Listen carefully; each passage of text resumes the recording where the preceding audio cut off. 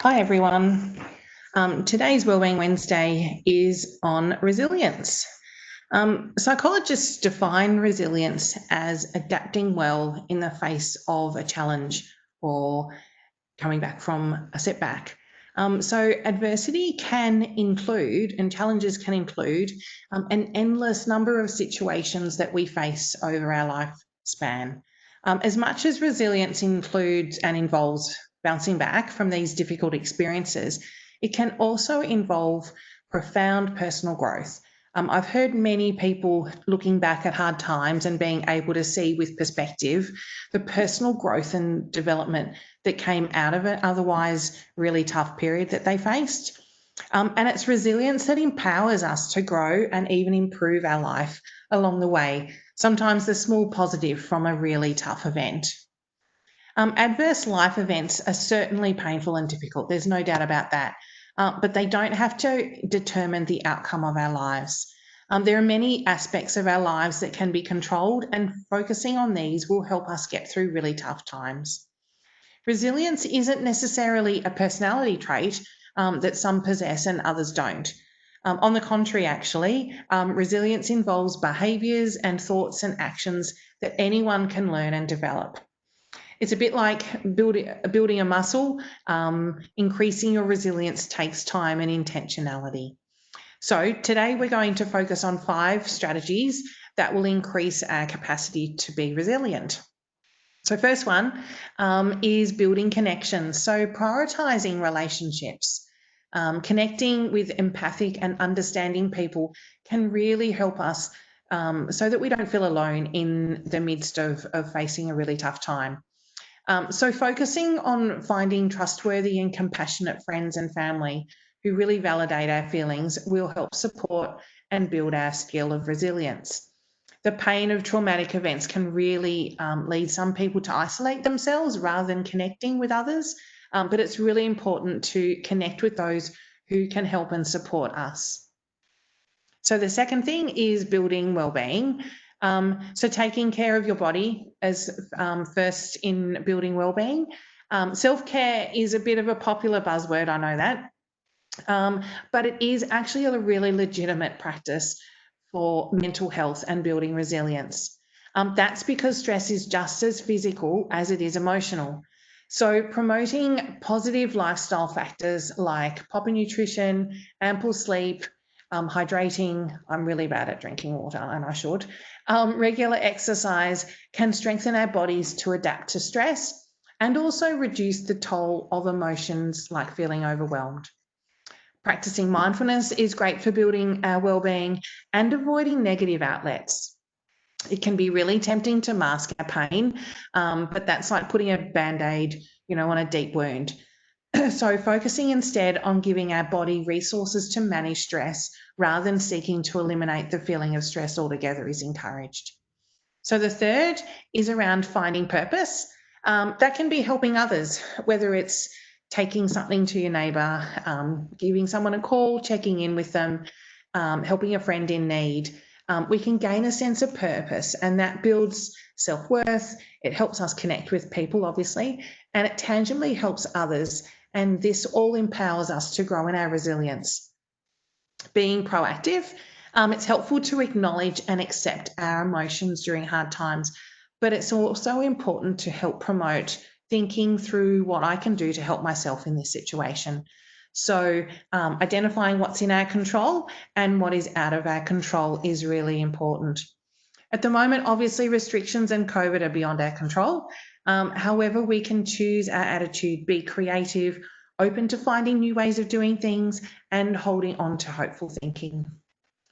Taking initiative will remind us that we can muster motivation and purpose even during stressful times in our life, increasing the likelihood that we'll rise up after the difficult times. Moving towards your goal. Developing really realistic goals and doing something regularly, even if it just gives you a small sense of accomplishment.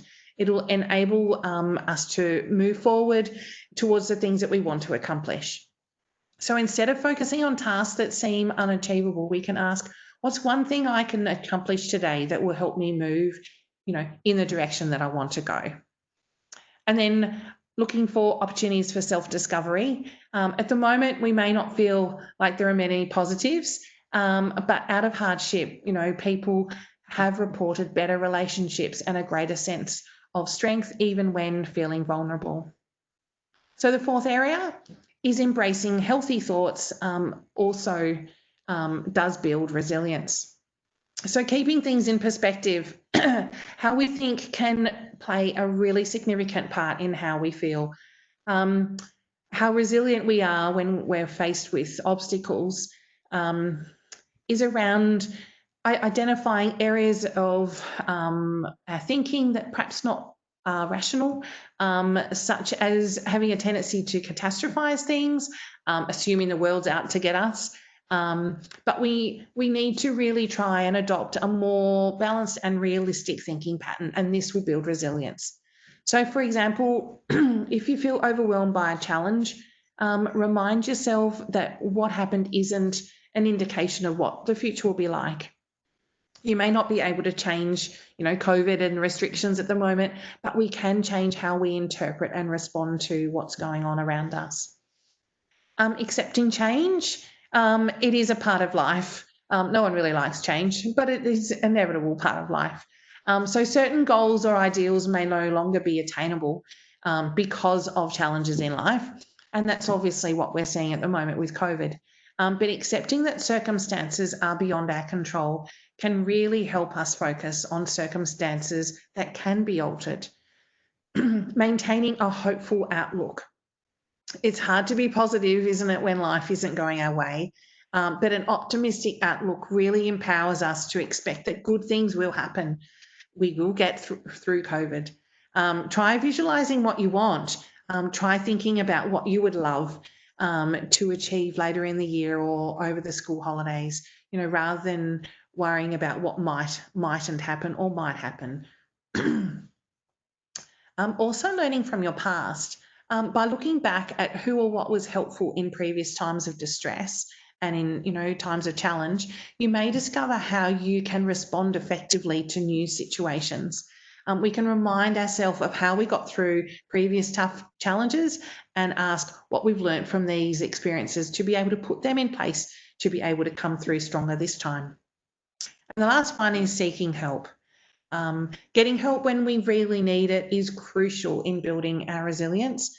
For many people, using your own resources and the kinds of strategies that I've talked about may be enough for building resilience, but at times we might get stuck or have difficulty making progress on the road to resilience.